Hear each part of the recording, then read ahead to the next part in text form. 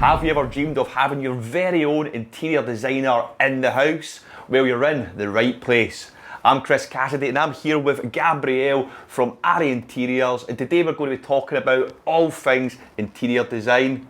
We're in Puerto Banús and this is the NuSun Network. So Gabriel, welcome, and tell me and tell the audience what it is you do and a bit more about yourself as well. Chris, thanks for having me. Great to be here. So I'm Gabriel from ARI Interiors, based in UK, but working with property investors, both in UK and international ones as well, on different types of projects, from premium HMOs, commercial to residential projects, small developments, or even for individual clients, like we have one here. Here in Marbella? Here in Marbella, in El Paraíso, we're building a villa, new build. Awesome. Yeah, I come with a very strong background in design. I studied for 8 years in industrial design, where I covered both graphic, product design, and interior design.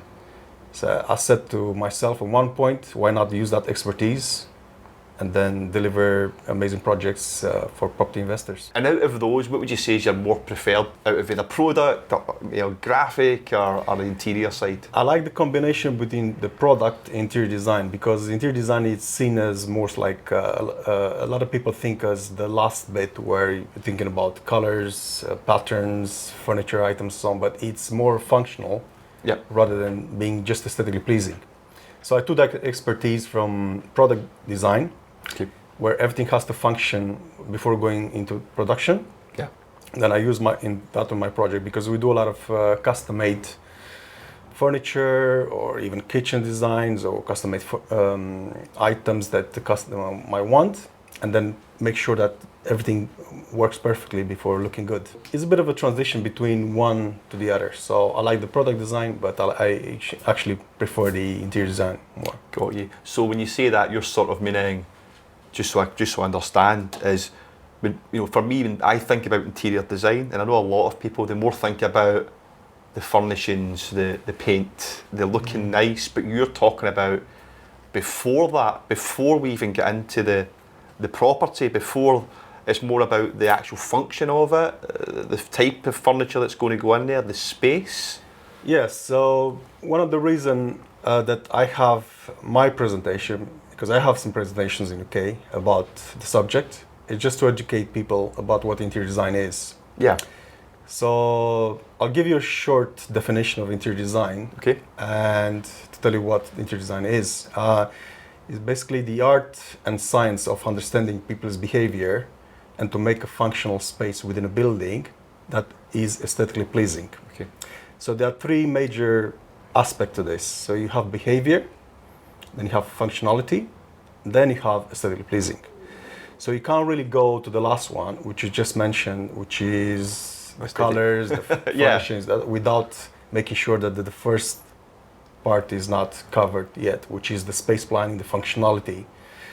So the way to start is having a brief for your avatar and then make sure that everything works in 2D, in floor plan. Okay. That's why we're working with architects. So we take drawings from them. We're having a look at what's proposed for that particular property and make sure it flows, make sure that everything is in the right location, and then the kitchen design is right for them. The same for the bathrooms, living room, bedrooms, and so on. And that dictates the space planning, which is the internal configuration of the building, furniture layout. So once you have that covered in 2D, then you'll be able to go in 3D and start designing, having renders and so on. And only towards the end, then you'll cover the nice looking stuff, which is just the cherry on the cake. But you can't really go straight into that without covering the first two stages. So what we're trying to do is just to bridge the gap in between what the architects are doing and us coming from the end result, and then making sure that it's done right from the very beginning. So rather than the end, just the end result, you're working with architects to even look at the shape of the property, aligning with the behaviours and the people who are going to be using that space to get to the optimal. Yeah, so the usual scenario is for us to have some drawings from the architect in DWG format. Usually the drawings that they'll produce, but we'll get it in different formats. We import that in our software, and then we'll have a look at what's going to be eventually.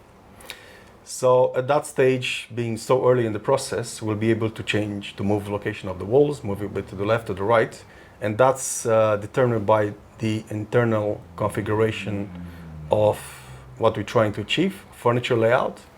Just to give an example, if you want to have certain elements in a bedroom for family of 4, then you start plotting those items in the room.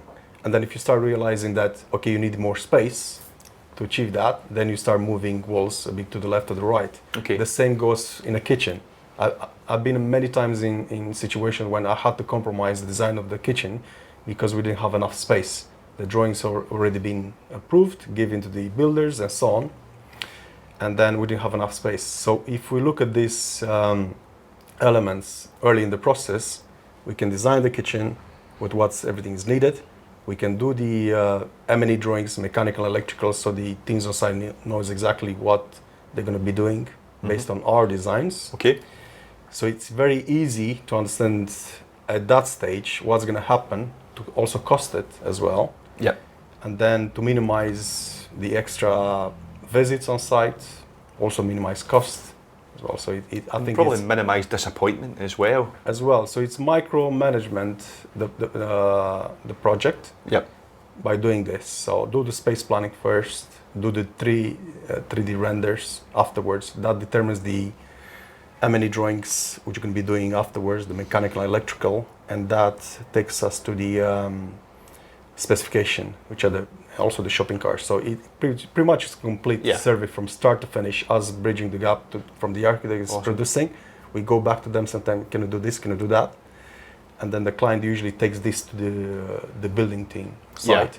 Yeah, okay. He might go out to tender, say, based on this, can you give us an accurate quote, rather than guessing what's going to happen. A lot of projects, they go out of budget, they go above, and then instead of having that, we're trying to minimize that as much as possible, and then say, okay, this is the existing property, this is what we're trying to achieve, these are the drawings, these are the designs, so please give me a quotation on this. So this is why M&E drawings and space planning are really important. Okay, and you get involved in pretty much all of that from the outset, yeah? Yeah, all of that, yeah.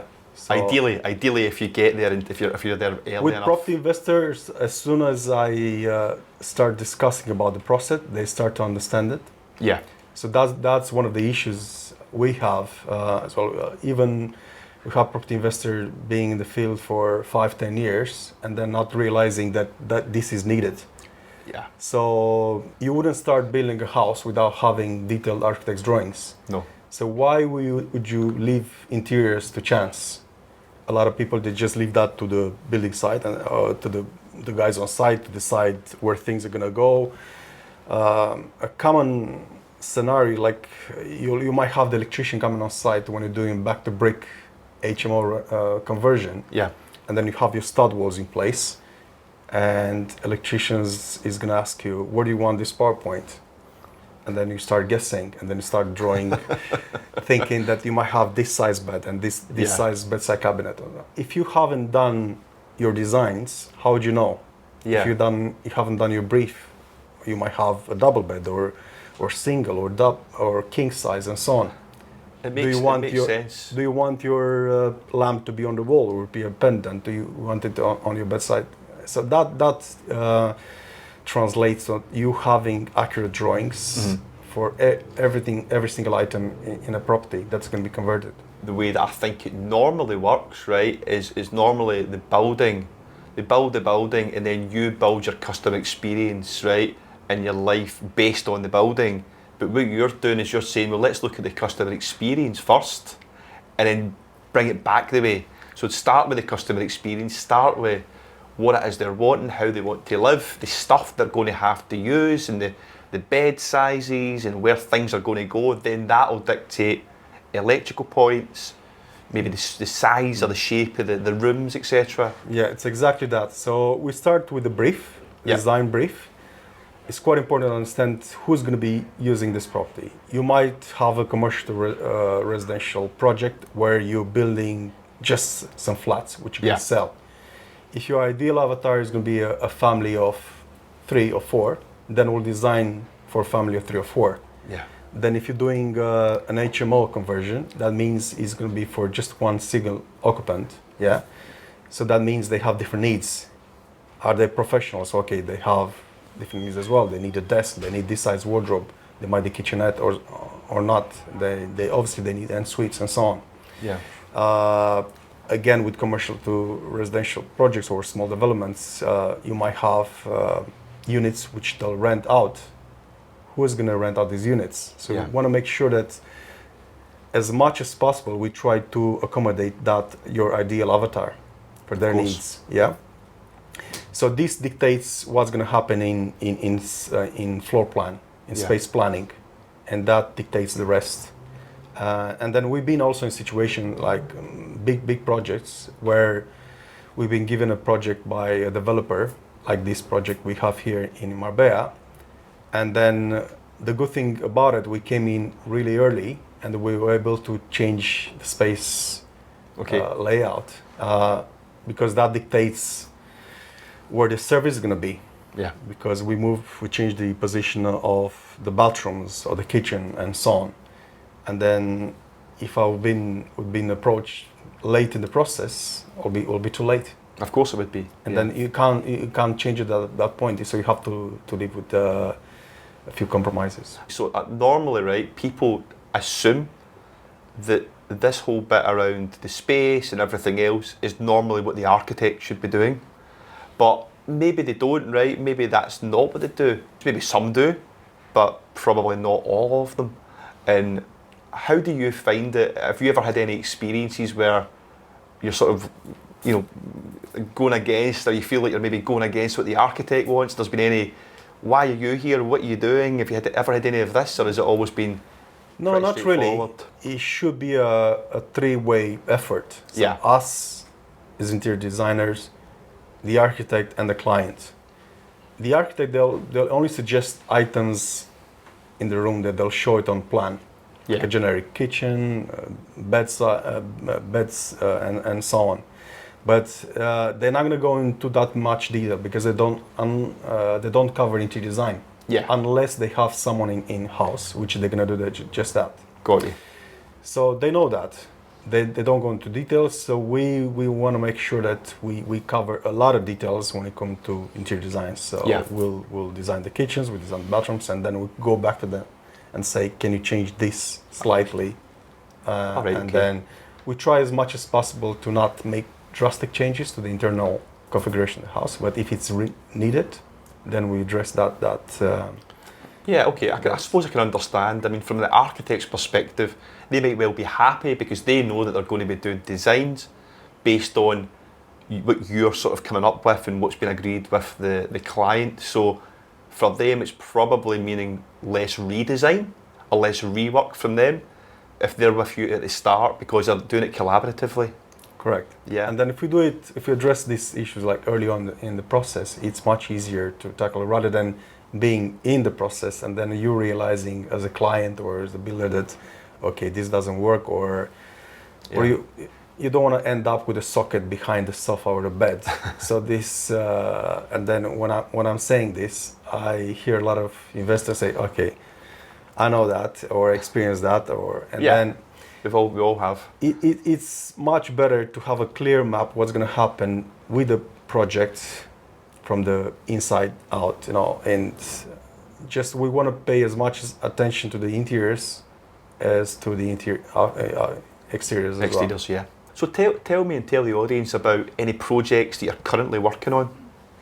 Right, so we have quite a few premium HMO projects in the UK, so they're all throughout the country. And we have some commercial to residential projects. Okay. So basically we're taking old buildings from different backgrounds and then converting to flats or which are going to be either sold or to be rented out. Okay. Also we have some development as well. One of these seats here in Marbella. Okay. Paraíso. I want to know about that, definitely. We're in Marbella, so... Yeah. So this is a new build. It's a 7-bedroom, 8-bathroom villa.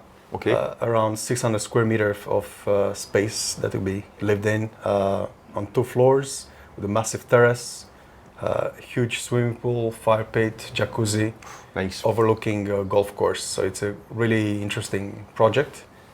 This is a high-end one, but still within a budget. Okay. A lot of the projects still have budgets unless usually projects they have a budget unless money is no object or you're not planning to sell any time in the future. Okay. So you're working. So you've got this. Whereabouts in Marbella is this project? It's El Paraíso. Nice area, and it must be quite a difference from working in the UK to then coming over to this beautiful part of the world. Yes, it is, but the investor, he's UK based. Ah, okay. Okay. He's going to be using this for his business, and then this is going to be a destination for his retreats. Okay. That Perfect. he has for his masterminders.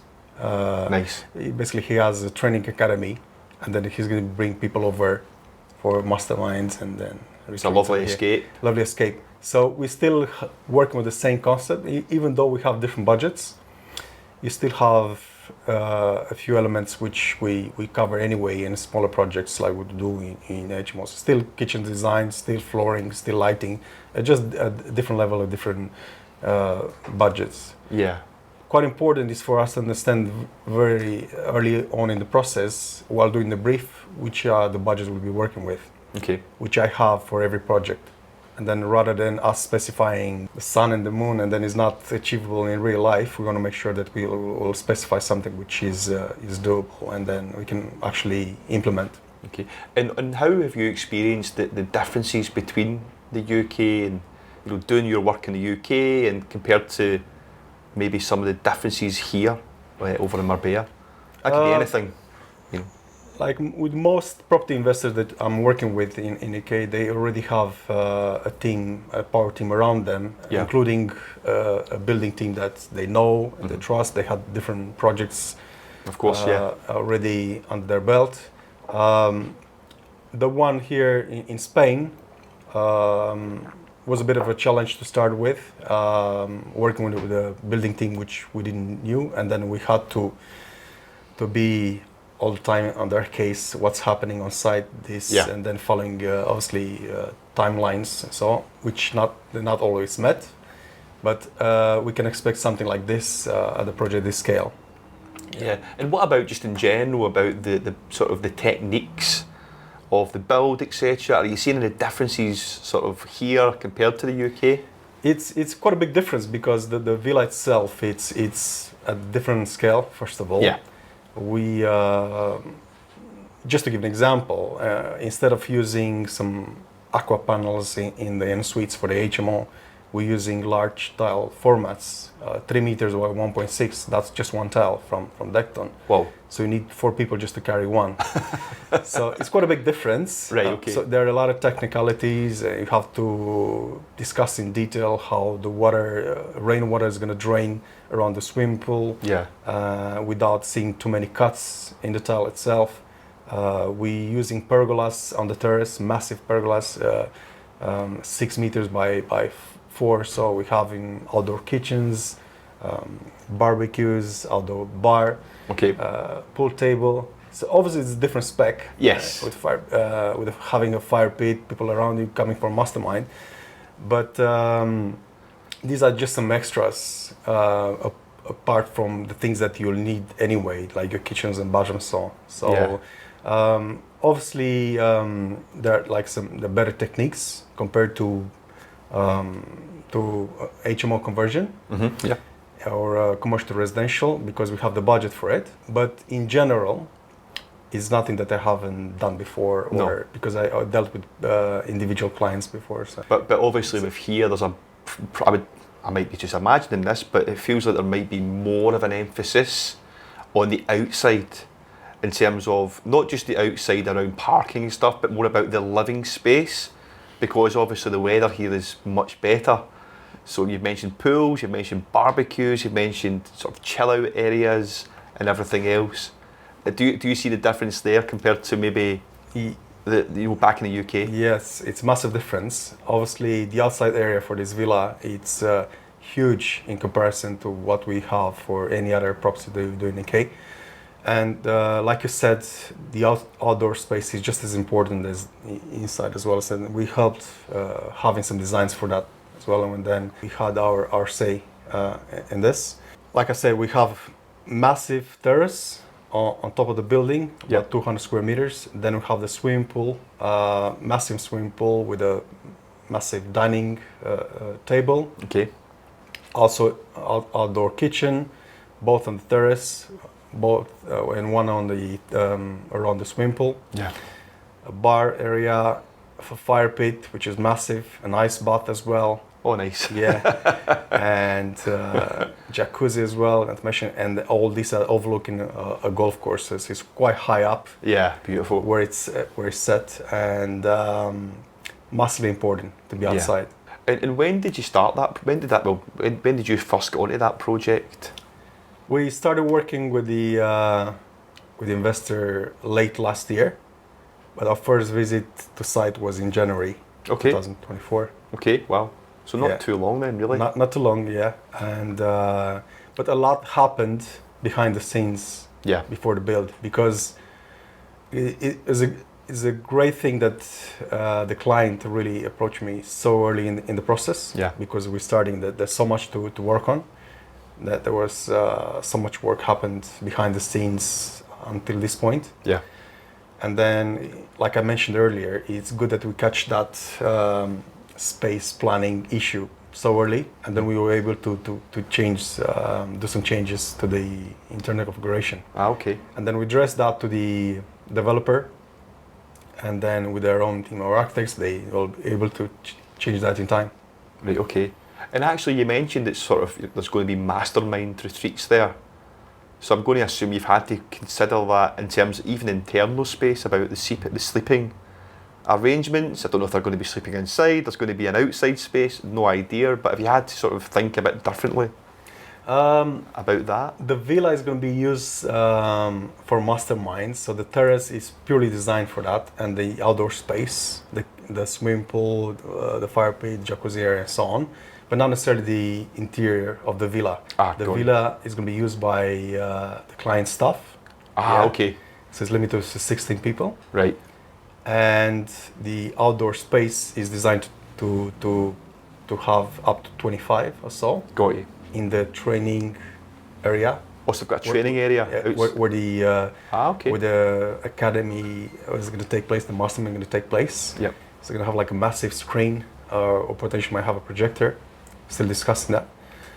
And but that's going to take a lot of space. So obviously having the staff plus the masterminders is not going to be enough accommodation for all. So they're going to have their own accommodation. Yeah, and they're going to come just for the day. Oh, sounds good. And then obviously they spend some nice evenings going out in Marbella. Nice. But the rest of the day going to be on the mastermind. Yeah, doing hard work. Yeah. And when are you expecting that project to be finished? Yeah, we're hoping to be finished by the end of the year, 2024. Right. Okay. That's quite fast. Yeah, it's halfway up at the moment. And on that, right, obviously you're still going through the build, etc. Have you already got that view of the end, what it's, the whole space is going to look like, the furnishings are going to look like? Have you got that already, or is that something that evolves through the project? It's already been decided. Right. Okay. We just have to press the button, and then we're just waiting for us to know exactly when the rooms are going to be ready for deliveries and so on.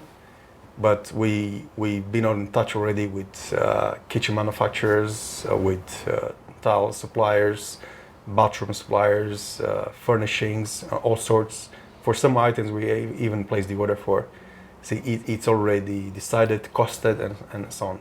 That's why it's important, because if you do this early on, then you know exactly what you'll be facing rather than leave it towards the end. Yeah. And then you don't want to compromise this finger in the air what it's going to cost. Yeah, and then this happens quite a lot when people, they go into the build, they finish up, and then without realizing that the internal specification might cost a bit more than they expect. Yeah. And then they have to compromise towards the quality, end. Yeah. And then it doesn't make justice to the property itself. And then if you cost this early on, then it can juggle. There's so many moving parts in a project like this. Yeah. And then it can maybe take a bit out of that and then put it towards this and so on. Yeah. Yeah, so but it's already been decided. We know which kitchen we're gonna have, which wardrobes, bathrooms, which tiles. Everything, even Yeah. the tiles, the wallpaper, anything. Yeah. And do you source those? Do you source that stuff? We have many contacts here on the Costa del Sol. Yep.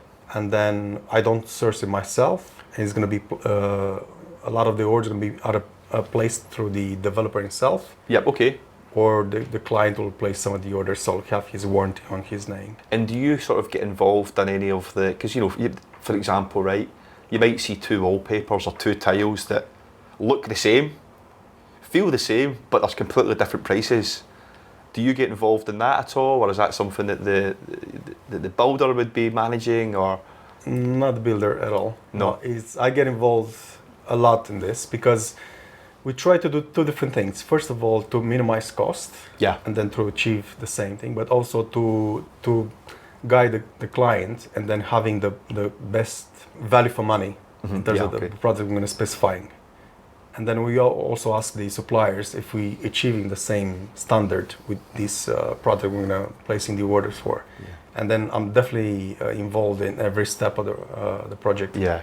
Yeah. And It's quite detailed. There's quite a lot of detail, isn't it? Stuff. Even you've got to think about the user space, where plugs are going, the whole usability of the property, but also things like wallpaper and tiles, and that level. It's not only this, and also when, for example, when you're placing orders for the kitchen, when you're designing the kitchens as well. I have a background designing kitchens and bathrooms, and it's very detailed when it goes out to production. Yeah. And it's just one thing to have some images for a kitchen, but first we'll put it in 3D. Okay. According to this, then it goes back and then it reflects in elevations as well. The usual process is to go out to production, and then the factory is going to come back with an acknowledgement with a list of items that have to be checked before pressing the button, and then when it goes to production. So we'll be checking that as well, rather than to leave it to them. And obviously the client won't be able to check that. Yeah. So it is very detailed, sometimes to millimeters. So. Wow. Okay. And that's what you're involved in. Yeah. That as well. That must help the client feel a little bit more at ease, knowing that you're taking care of all these minuscopic sort of details. There's so many aspects to a project. There's so many moving parts, and then if you don't cover this in fine details, like you're gonna end up with a nightmare rather than pleasure when doing a project this scale. So Gabriel, can you tell me, we've covered the stuff you've been doing, your background and everything else, but what's the future plans? What's going to be happening next? The plans are for us to expand, and then one place to expand for us, which is it came natural to us, is to come on the Costa del Sol. Okay, perfect. As you know, there are a lot of developments out there being built at the moment, and then you have international investors coming from all over the world, hoping to have their either holiday homes here or their second home here. Yeah. And then we want to work with more developers, with architects as well, and then just bridging that gap that I mentioned earlier between what the architects are producing and us working with the client, and then bridging that gap together and coming up with a great solution for both. Wow. And as you say, there is plenty of opportunity here. There's cranes everywhere. There's developments going on everywhere for the foreseeable future. So I think if you came over here, you would definitely be kept busy. Yeah, it's basically just less than 3 hours away from where I live in the K. So I think it's nothing. So we're going to be spending a lot of time here. We're going to be coming for the project we have anyway. And then we want to have more projects here. And then now that we have more connections here in the Costa del Sol, it's going to be easier and easier for us to make sure they provide an amazing service. And I'm sure you'll get a lot more connections now in the back of this podcast. I've really enjoyed what you've been saying. It's been a fascinating thing for me to really understand the differences about what you do versus architects, and actually you don't just come in at the end. So for me, that's been a real eye-opener, and hopefully it has been for our audience watching and listening on Spotify and on Amazon and Apple. So I think for everyone that's here and listening to this and watching this, if you are ever wanting to talk about interior design or get an excellent guy on board your project, definitely reach out and speak to Gabriel. Or if you're wanting someone to buy a property and help you with that process, then I'm your man as well, but I will be working closely with Gabriel on this. So Gabriel, pleasure, thank you. Thank you for having me. Thank you.